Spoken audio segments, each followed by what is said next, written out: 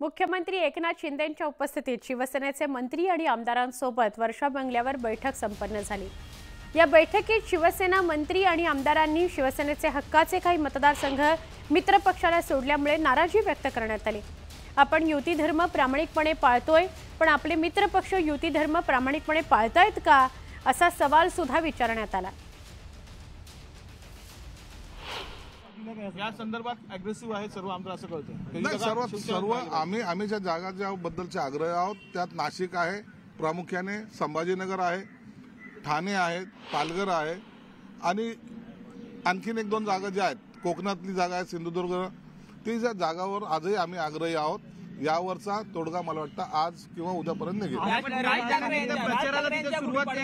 Teaser 2 दिवसापूर्वी प्रकाशित झाला होता, त्यामध्ये राज ठाकरे यांनी असं म्हटलेलं आहे की जे काय घडलंय ते मला गुढीपाडवा मेळाव्यामध्ये तुम्हाला सांगायचं। आणि आज तुम्ही मुख्यमंत्र्यांचा निरोप घेऊन राज ठाकरे यांच्या भेटीला गेला होता, काय एकूणच चर्चा झाली आहे? राज ठाकरे नाराज आहेत का? नाही, राज ठाकरे साहेबांना मी भेटायला गेलो होतो, त्यांच्याबद्दल माझे जे काही असलेले पूर्वीचे संबंध आहेत। जेव्हा राज ठाकरे हे मराठवाड्याच्या दौऱ्यावर शिवसेना प्रमुखाबरोबर यायचे त्यावेळेला त्या दौऱ्यामध्ये मीही त्यांच्याबरोबर असायचो, म्हणून असलेलं नातं हे आजही आमचं कायम आहे। म्हणून शिवसेना प्रमुख जे म्हणायचे की मनभेद नसावेत, त्या पद्धतीने आज मी राजसाहेबांची भेट घेतली। त्यावर राजकीय थोडी बहुत चर्चा, कसं चाललंय काय चाललंय ह्या सगळ्या चर्चा झाल्यात, परंतु कुणाचा निरोप घेऊन किंवा कुणाबद्दल बोलण्यासाठी मी गेलो नव्हतो। तर या सर्व जनरली आम्ही चर्चा केल्या आणि जुन्या आठवणी ज्या आहेत आमच्या त्या आपसामध्ये शेअर केल्यात। राजसाहेबांचा आता जो होणारा जो मेळावा आहे त्या मेळाव्यामध्ये त्यांनी सांगितलं की माझ्या मनामध्ये अनेक दिवसापासून जी काही खदखद आहे की जे काही मला बोलायचंय ते मी ह्या मेळाव्यामध्ये बोलणार आहे आणि त्याच्यानंतर राजकारणाची दिशा सुद्धा त्या मेळाव्याच्या माध्यमातून मी जाहीर करणार आहे। नाही, पण काही महत्त्वाची घोषणा करणार आहेत का? महायुतीचा ते भाग होणार आहेत का? नाही, त्याबद्दल त्यांची माझी कोणतीही चर्चा झाली नाही। माझी चर्चा फक्त आमच्या जुन्या आठवणी संदर्भामध्ये, त्या काळामध्ये संघटना म्हणून जे काही आम्ही काम करत होतो किंवा ज्या वेळेला शिवसेना प्रमुखाबरोबर फिरताना जी काही आम्ही एकमेकांच्या संगतीमध्ये जो काही वेळ घालवला त्यावर आमची चर्चा झाली। एकनाथ खडसेंची पुन्हा घरवापसी होते, कसं बघता? पुन्हा ते बीजेपी भाषणामध्ये चर्चा फडणवीसांच्या अडचणी वाढतील, गिरीश महाजनांच्या अडचणी वाढतील। असं नसतं, कोणाच्या अडचणी वाढण्यासाठी खडसे येत नाहीत।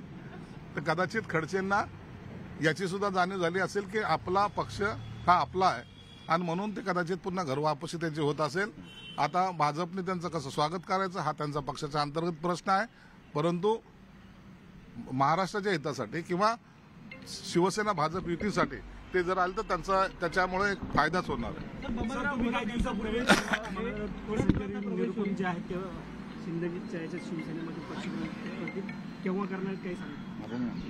निरुपमचा प्रवेश मला वाटतं जास्त नाही, एक उद्या परवापर्यंत झाला पाहिजे, परंतु त्या प्रवेशामागचे त्यांची कारणं किंवा प्रवेश शिंदेसाहेब देत आहेत त्यावेळेला त्यांचे काही डिमांड्स आहेत का याबाबतचे खुलासा आतापर्यंत त्यांनी केलेला नाही आणि शिंदे साहेबांनी तशी कोणती घोषणाही केलेली नाही। काँग्रेसचा एक मोठा नेता येणार आहे, हा नेता संजय निरुपम आहे का? तशा कुठल्या म्हणजे काही निरुपमाने स्वतः सांगितलेलं की मला आता काँग्रेस सोडलेली आहे, मला दुसऱ्या पक्षात जायचंय आणि त्यांनी जेव्हा सांगितलं जाहीर केलंय याचा अर्थ ते पक्षामध्ये येतील।